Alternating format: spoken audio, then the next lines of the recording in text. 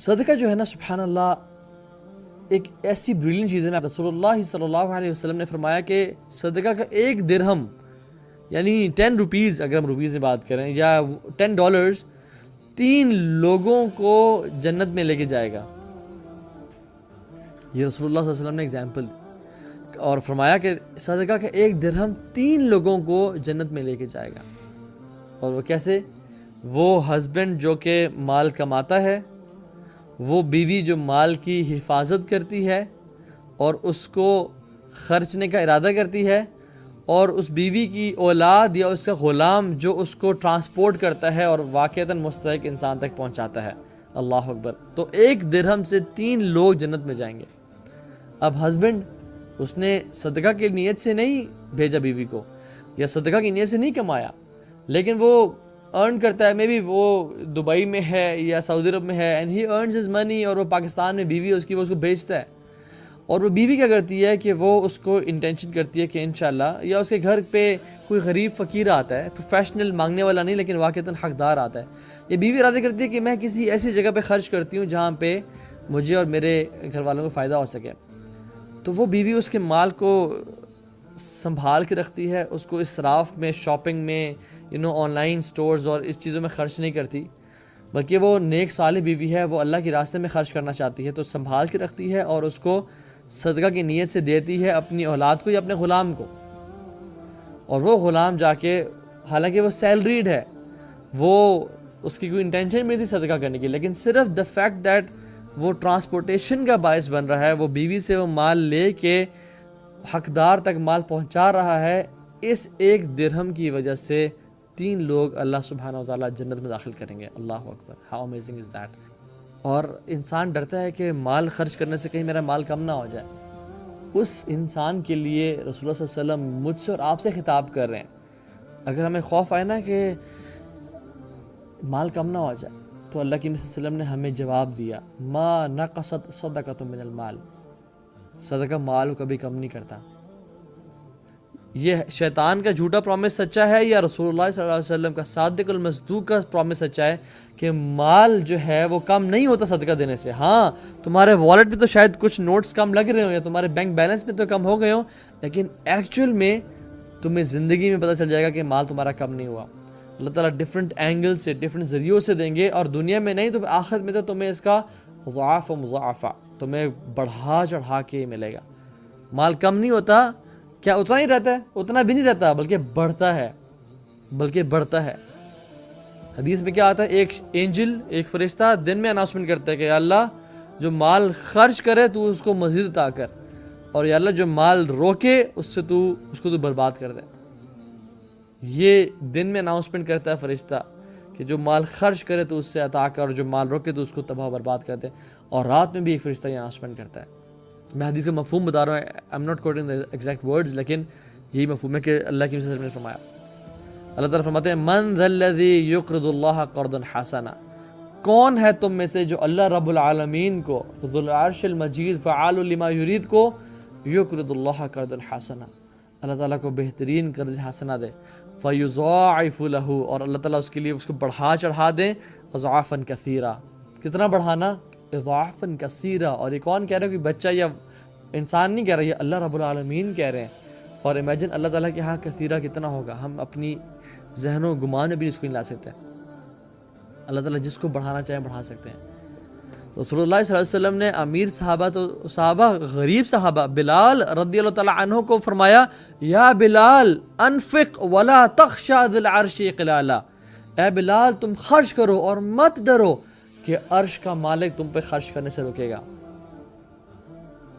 تم خرچ کرو اور مت ڈرنا کبھی زندگی میں کہ ذو العرش المجید اور فعال لما یرید وہ تم پہ خرچ نہیں کرے گا. کیسے ہو سکتا ہے کہ جب ہم اس رب کو راضی کرنے کے لیے مال دیں تو وہ ہم پہ خرچ نہ کریں؟ اپنے مریضوں کو شفا دینا چاہتے ہیں، رسول اللہ صلی اللہ علیہ وسلم نے ہمیں ایک علاج بتا دیا بہت سارے علاج میں سے، اور وہ ہے کہ داؤ مرضاکم بصدقہ. اپنے مریضوں کا علاج صدقے سے کرو. یہ میں آپ کو گنواتا جا رہا ہوں کہ صدقے کے بینیفٹس کتنے ہیں. شاید کوئی تو ہمیں اثر کر جائے، شاید کوئی تو ہمیں ہٹ کر جائے. حالانکہ صحابہ رضی اللہ تعالیٰ عنہ کو اتنے بڑے بڑے بیانات، اتنے بڑے بڑے ہر حدیث کی فضیلت نہیں پتہ، وہ صرف ایک آیت سن کے اپنا سب کچھ دے دیتے تھے. ان کے ایمان تازے تھے. شاید ہمارے ایمان اتنے بوسیدہ ہو چکے ہیں اور زنگ پڑ چکا ہے کہ ہمیں اچھی طرح رگڑنا پڑتا ہے حدیث اور قرآن کی روشنی میں کہ شاید کوئی ان سے ایمان کی چنگاری اور ایمان کا نور نکلے اور ہم پہ اثر ہو جائے۔ اللہ کی فرمایا کہ قیامت کے دن کیسا ہوگا، ما منکم من احد الا سیکلمہ اللہ، تم میں سے کوئی شخص ایسا نہیں ہے کہ جو اللہ تعالیٰ سے کلام نہ کرے۔ اور کس طرح کلام، کس طرح کی کنورسیشن، لیس بینہ و بینہ ترجمان ولا حجاب، نہ اس بندے اور اللہ کے بیچ میں کوئی ترجمان ہوگا، کوئی ٹرانسلیٹر ہوگا، ولا حجاب، اور نہ کوئی پردہ ہوگا۔ فینظر ایمن منہ فلا یری الا ما قدم، وہ اپنے دائیں طرف دیکھے گا، اس کو وہ نظر آئے گا جو اس نے پرانے اعمال کیے، اپنے گناہ، اپنی سیاکاریاں، اپنے اندھیرے کے گناہ، اپنی زبان کے گناہ، ہر طرح سے گناہ نظر آئیں گے۔ وہ اپنے بائیں طرف دیکھے گا، فینظر اشأم منہ فلا یری الا ما قدم، وہ اپنے بائیں طرف دیکھے گا، اس کو ہر طرح کے گناہ نظر آئیں گے۔ وینظر بین یدیہ فلا یری الا النار، وہ اپنے سامنے دیکھے گا، اس کو آگ نظر آئے گی۔ تو اللہ کی نے اس حالت میں رہنے سے اور اپنے آپ کو بچانے میں ایک ٹرک بتائی۔ جب تم اس حالت میں ہوگے تو تمہیں کیا چیز بینیفٹ پہنچائے گی، فاتقوا النار ولو بشق تمرۃ، اپنے آپ کو اے لوگو آگ سے بچاؤ، ولو بشق تمرۃ، چاہے آدھی کھجور دے کے کیوں نہیں، چاہے تمہیں آدھی کھجور ہی دینی پڑے نا، یا تمہیں آدھی کھجور جتنی ایفرٹ کرنی پڑے اپنے آپ کو آگ سے بچانے کے لیے، تم لازمی کرنا۔ اور اگر تمہارے پاس یہ بھی نہ ہو، او فبکلمۃ طیبہ، تو ایک اچھا بول بول کے ہی تم اپنے آپ کو آگ سے بچا لو۔ اگر تمہارے پاس کھجور بھی نہیں ہے تو تمہارے پاس زبان تو ہے نا، کسی کو اچھا بول دو، سبحان اللہ بول دو، الحمدللہ بول دو، کیونکہ کل معروف صدقہ، ہر نیکی صدقہ ہے۔